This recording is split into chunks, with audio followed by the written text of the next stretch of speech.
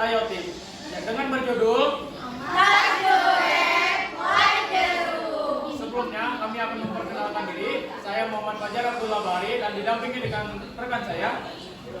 Perkenalkan, saya Syafaulina Masana. Perkenalkan, saya Nesula Putri. Perkenalkan, nama saya Nana Destia Setia. Perkenalkan, nama saya Maudia Perkenalkan, nama saya Nela Jana Putri. Perkenalkan, nama saya Alfira Musa. Perkenalkan, nama saya Samu Jalini Baca. Perkenalkan, nama saya Dan Saputra.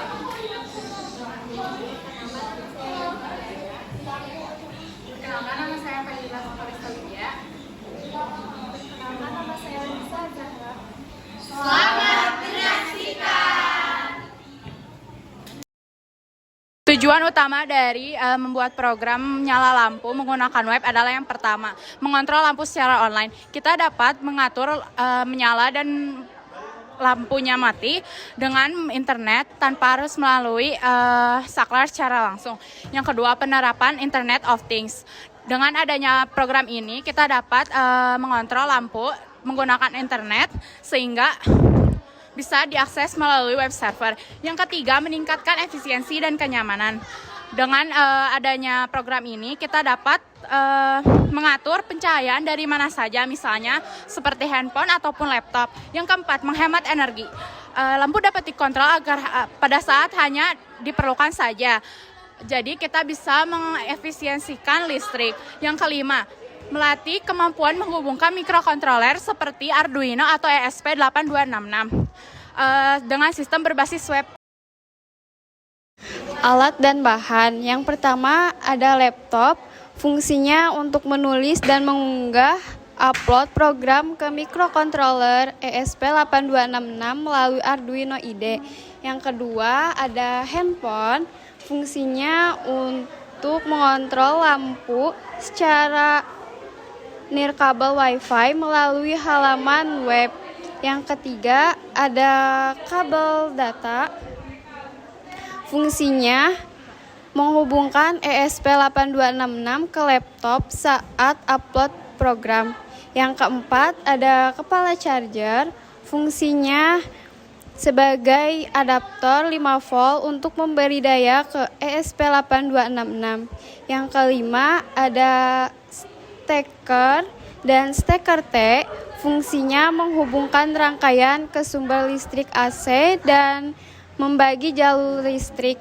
Yang keenam ada aplikasi Arduino IDE, fungsinya untuk software untuk menulis, menyusun dan mengunggah upload ke program ESP8266. Lalu ada bahannya, ada MCU ESP8266. Fungsinya mikrokontroler utama yang mengatur logika, koneksi Wi-Fi, dan pengendalian relay. Yang kedua ada relay, fungsinya saklar elektronik yang berfungsi menghubungkan dan memutus arus listrik ke bohlam berdasarkan perintah dari ESP8266. Yang ketiga ada bohlam, fungsinya sebagai beban listrik yang menyala atau mati sesuai perintah dari sistem. Yang keempat ada fitting bohlam, fungsinya sebagai dudukan untuk memasang dan menghubungkan bohlam ke kabel listrik. Yang kelima ada kabel jumper female to female, fungsinya menghubungkan pin-pin antara ESP8266 dan modul relay. Yang keenam ada kabel listrik, fungsinya menghubungkan relay dan bohlam ke sumber daya AC. Saya akan menjelaskan bagaimana cara untuk menyusun komponen-komponennya atau menyusun sebuah rangkaiannya. Yang pertama, rangkaian pertama yaitu kita memerlukan relay, kemudian kabel jumper female to female, dan MCU ESP8266. Pertama, pada kabel jumper female to female bagian warna putih ini kita akan menghubungkannya ke relay pada pin VCC. Sedangkan pada bagian MCU-nya kita hubungkan ke pin yang 3 volt. Ini itu fungsinya untuk memberi daya pada relay, karena relay membutuhkan sebuah tegangan untuk bekerja dan merespons sinyal dari ESP8266. Yang kedua, kita akan menghubungkan kabel yang berwarna hitam ini ke relay pada pin ground, dan pada MCU-nya pun kita hubungkan ke yang ground. Ini itu fungsinya sebagai jalur ground bersama, karena ground ini penting agar arus listrik dari ESP dan relay memiliki referensi yang sama sehingga sinyal digital dapat terbaca dengan stabil. Selanjutnya yang ketiga yaitu yang kabel berwarna coklat ini pada relay dihubungkan dengan pin in, dan pada MCU dihubungkan pada bagian pin D1. Ini itu fungsinya untuk menerima sinyal dari ESP8266 untuk mengubah kondisi relay untuk dapat on atau off. Selanjutnya ke rangkaian yang kedua. Di sini melibatkan kabel listrik, kemudian relay dengan bohlam atau LED. Nah, di sini terdapat kabel listrik. Kabel listrik ini itu terdapat dua bagian, yaitu bagian negatif yang terdapat warna putih dan bagian positif yang berwarna hitam. Kabel listrik ini kita bagi menjadi 3 bagian. Nah, bagian yang tadi negatif ini kita serabutnya itu kita bagi menjadi 2 yang akan kita hubungkan pada pin in dan pin com. Ini itu fungsinya agar arus listrik dari sumber kabel listrik masuk terlebih dahulu ke relay sehingga dapat memutuskan atau menghubungkan arus tersebut, dan relay sebagai saklar otomatis yang dikontrol oleh ESP8266. Selanjutnya di sini kabel yang bersifat positif ini langsung saja dihubungkan ke si LED-nya agar selanjutnya yang kabel sisa ini langsung saja kita hubungkan ke si yang saklar. Setelah semua rangkaiannya terpasang, selanjutnya kita periksa kembali apakah sambungan-sambungan tersebut kuat atau masih ada yang longgar. Jika sudah dipastikan semua kuat, kita ke ESP8266 ini kita tambahkan kabel data, yaitu berupa Type-C dan kepala charger, dan kita membutuhkan saklar tambahan yaitu saklar T untuk menghubungkan saklar utama steker pertama, steker pertama dengan kepala charger. Kemudian steker T ini nantinya kita akan hubungkan ke terminal untuk mendapatkan sumber listrik. Selanjutnya tahap berikutnya itu pemrograman yang akan dijelaskan oleh rekan saya. Halo semuanya, saya Fajar dan kali ini saya akan menjelaskan mengenai codingan yang kelompok kami gunakan. Oke, jadi di sini adalah di bagian 4 ini adalah ESP8266 server 80 yang menyatakan bahwa server HTTP itu adalah di 80. Lalu untuk codingan di sini adalah relay pin D1 untuk menyatakan bahwa arus listrik ada pada jumper ada di slot D1. Terus lampu status menyatakan true out false-nya sebuah lampu, yang false 1 itu tidak ada, kalau true itu ada. Selanjutnya di bagian di sini adalah codingan untuk bagian CISS untuk menyatakan untuk mengubah tampilan di website. Untuk ini adalah untuk ubah warnanya, dan ini adalah kode warnanya yang FFD700 ini menggunakan kode warna kuning, dan pagar AAA5 ini untuk menyatakan warna abu. Selanjutnya di bagian yang paling penting adalah di bagian HTML. Codingan ini di Wi-Fi shop VIP ini memberikan IP address pada Arduino pada MCU-nya. Dan di sini mengatur dari ukuran teks, warna teks, dan di bagian di sini ada deep lamp icon yang gambar yang memberikan icon lampu. Selanjutnya di bagian sini yang paling penting bagian root HTML page yang ini webnya. Selanjutnya di bagian point handle on, digital write, relay pin low yang menyatakan aktif low-nya relay, status lampu true atau ada, yang menghubungkan ke server lokasi pada MCU-nya. Dan jika di on, maka relay pin akan berstatus low yang mengaktifkan relay yang menyambungkan arus listrik ke bagian lampu.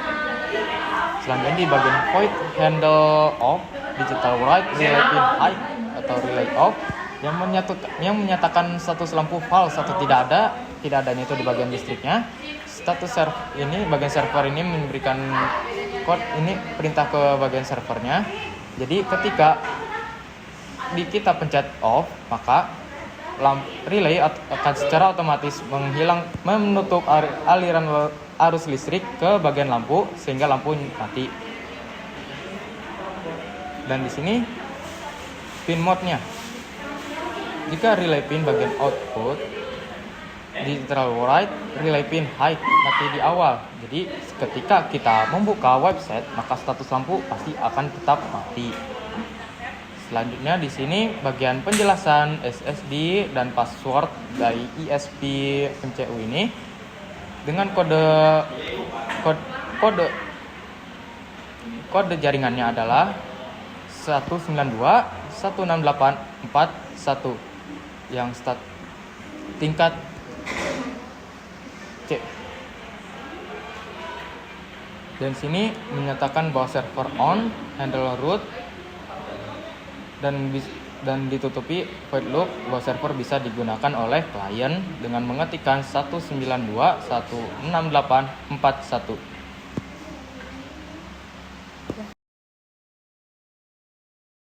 Sekian bagian coding. Mohon maaf bila ada kesalahan kata. Nah, jadi guys, kali ini saya akan melihatkan gimana kita akan menyalakan lampunya. Pertama, jelas karena lampu itu butuh listrik loh. Jadi kita colokin ini ke listrik. Nah, dari colokkan pasti ada listrik di sini. Selanjutnya, kita sambungin WiFi ke MCU ini, yaitu yang lampu kelompok 2. Karena saya sudah memasukkan passwordnya, jadi ya itu udah kesambung kan. Selanjutnya masuk ke Chrome, lalu masukkan ketik 192.168.4.1. Nah, tampilannya kayak gini nih. Nah, gini nih tampilannya. Gambar kabel ini artinya lampunya nggak nyala. Nah, gimana kalau kita pencet nyalain nih? Nih. Wow, nyala. Nyala. Terus gimana cara matiinnya? Ya gampang, dia pencet off aja. Wow, simple. Apakah yang terjadi kalau kita mainkan gini? Logo rusak. Salah. Belum saya pencet. Nah, bisa dipencet mati loh. Wow, teknologi. Oke, sekian untuk dari bagian saya ini yang untuk mengeksekusi di webnya. Terima kasih dan akan dilanjutkan oleh rekan saya. Yang pertama, koneksi ke Wi-Fi. ESP8266 atau ESP32 terhubung dengan jaringan Wi-Fi dan mendapatkan alamat IP agar bisa diakses oleh browser. Yang kedua, web server aktif. Board menjalankan web server sederhana dengan menampilkan halaman kontrol dengan adanya tombol on dan off. Yang ketiga, pengiriman perintah. Saat tombol ditekan, browser akan mengirimkan perintah ke alamat IP board dengan menggunakan protokol HTTP. Yang keempat, kontrol relay dan lampu. Board menerima perintah lalu mengatur relay untuk menghidupkan dan membuka dan menutup arus listrik sehingga lampu bisa dimatikan dan dinyalakan sesuai perintah. Penjelasan sistem otomatis pengendalian lampu. Sistem ini menggunakan ESP8266 sebagai microcontroller dan relay sebagai saklar otomatis. Setelah setelah diberi daya, ESP8266 membuat jaringan Wi-Fi. Kelompok 2 yang membuat alamat 192.168.4 dan 1 untuk menyimpulkan tombol nyalakan dan matikan. Saat tombol nyalakan ditekan, ESP8266 mengirim sinyal relay agar rangkaian tertutup dan lampu menyala. Saat matikan, sinyal terputus dan lampu dalam proses ini berlangsung otomatis tanpa saat manual menjadi contoh. Sederhana sistem IoT Internet of Things untuk kembali lampu. Keuntungan menggunakan web untuk menyalakan lampu adalah memberikan kemudahan dan kepraktisan karena kita tidak perlu aplikasi tambahan karena kita menggunakan web seperti Safari dan Chrome. Ketika kita jauh dari saklar lampu, kita tidak perlu menekan langsung saklar lampu karena lampu bisa dikendalikan dari jarak jauh melalui handphone. Dengan itu, ketika kita jauh dengan saklar lampu, kita tetap bisa mengendalikan atau seperti menghidupkan dan mematikan lampu dengan mudah melalui jaringan Wi-Fi. Beberapa cara keamanan agar proyek tetap aman dari akses yang tidak diinginkan. Yang pertama, mengubah nama dan password Wi-Fi. Masalahnya, nama dan password Wi-Fi yang kelompok kami gunakan terlalu mudah ditebak. Solusinya, mengubah nama Wi-Fi dengan nama yang lebih unik dan password yang lebih kuat. Yang kedua, menambahkan info login di halaman web. Masalahnya, saat orang-orang membuka alamat IP address, mereka bisa langsung menyalakan dan mematikan lampu. Solusinya, menambahkan info login agar hanya orang-orang tertentu yang dapat menyalakan dan mematikan lampu. Selanjutnya, membatasi akses.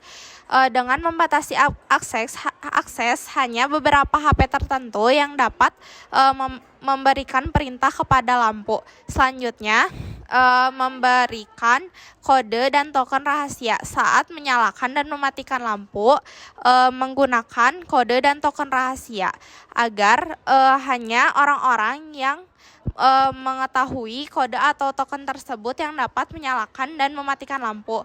Sehingga jika token atau kodenya salah, perintah akan ditolak.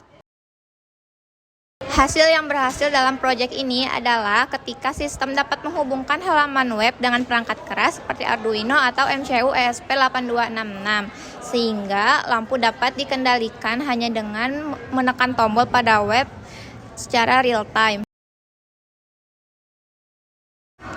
Kesulitan dalam proyek yang kami buat adalah yang pertama, kurangnya pemahaman terkait komponen.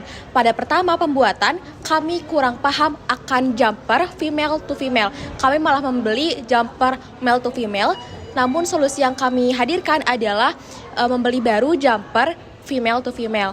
Lalu masalah selanjutnya adalah ketika rangkaian sudah selesai dibuat, namun tetap lampu tidak menyala. Hal tersebut telah diidentifikasi bahwa ternyata relay yang kita terdapat di dalam rangkaian tersebut ternyata bermasalah. Sehingga solusi dari kami adalah mengganti relay ke relay baru, dan terbukti apabila telah mengganti relay dan lampu tersebut kembali menyala. Nah, yang kedua, permasalahannya adalah kurangnya pemahaman terkait proyek informatika. Tidak dapat dipungkiri bahwa proyek kali ini merupakan proyek pertama kali yang kami lakukan, sehingga adanya anggota yang mendominasi dalam pembuatan proyek, yaitu ketua kelompok kami, yaitu Fajar. Hal tersebut mengakibatkan Fajar harus menjelaskan ulang kepada anggotanya terkait proyek yang kami buat. Cara pengembangan dari proyek yang kami buat adalah yang pertama, meningkatkan inovasi dan kreativitas. Meskipun proyek kami telah dihias dengan menjadi lampu belajar, namun kreativitas masih kurang. Nah, kita dapat meningkatkan kreativitas serta inovasi tersebut hingga menjadi nilai jual. Yang kedua adalah pemahaman terkait proyek informatika. Dengan peningkatan terkait pemahaman dan menambah wawasan, kita dapat mengimplementasikan berbagai macam proyek informatika di kehidupan sehari-hari secara mandiri. Yang ketiga adalah adalah solidaritas kelompok. Tidak dapat dipungkiri bahwa solidaritas merupakan kunci utama dalam mengerjakan proyek kelompok, sehingga apabila solidaritas terus meningkat, proyek kami akan berhasil lebih maksimal.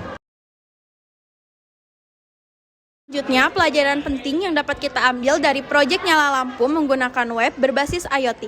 Kita jadi dapat mengetahui bagaimana teknologi dapat disambungkan dengan benda nyata seperti lampu yang disambungkan dengan internet, dan kita juga dapat belajar bahwa IoT merupakan teknologi yang dapat disambungkan dengan internet, sehingga dapat dikendalikan dengan jarak jauh. Dan kita juga jadi tahu bagaimana cara kerja alat-alat seperti ESP8266, ESP32, dan Arduino dapat bekerja sama dengan web melalui program yang sudah kita tulis. Dan melatih juga ketelitian kita dalam membuat program. Dan kita dapat mengontrol lampu dimanapun dan kapanpun, sehingga penggunaan listrik menjadi lebih efisien karena kita dapat mengontrol lampu ketika kita kelupaan atau ketika kita kelupaan menggunakan jarak jauh. Jadi sistem kerjasama kita yaitu dengan dibagikan tugas yang sesuai dengan kemampuan tiap anggotanya. Jadi ada yang merancang rangkaian lampu dan sistem. Ada juga yang mengoding program Arduino atau ISP. Ada juga yang membuat tampilan web untuk mengontrol lampunya. Setelah itu semuanya digabungkan bersama. Setelah itu